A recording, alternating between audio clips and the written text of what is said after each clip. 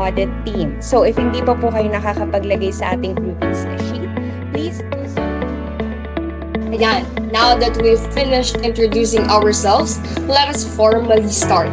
First things first, to guide us through this application. Tinitingnan mo rin yung impact because there's a story behind each number. Is it a going, di ba? So, in thousands, ibig sabihin, inalis mo na yung 3 zero. So, Part- i-focus pa natin ang ating smile. Current. So, di ba, may liabilities na procedures.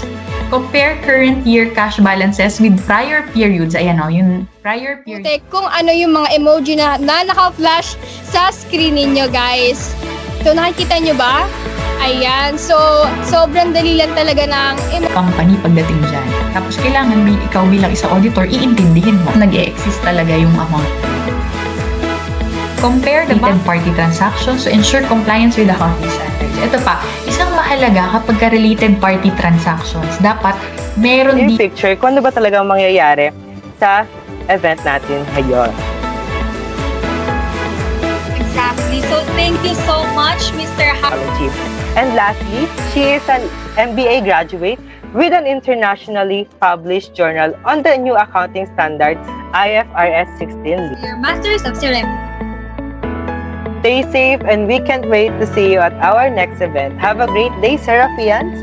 You may leave the meeting na po. Thank you so much.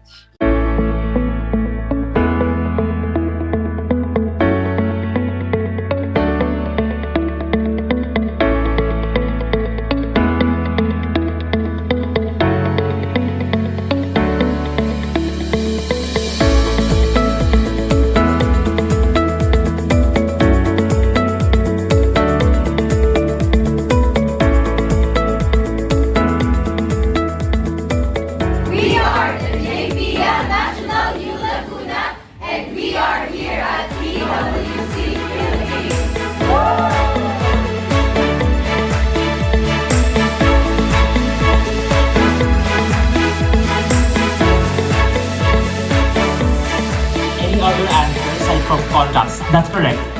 It's related to contracts. Yes. negotiation. Negotiations, yes. And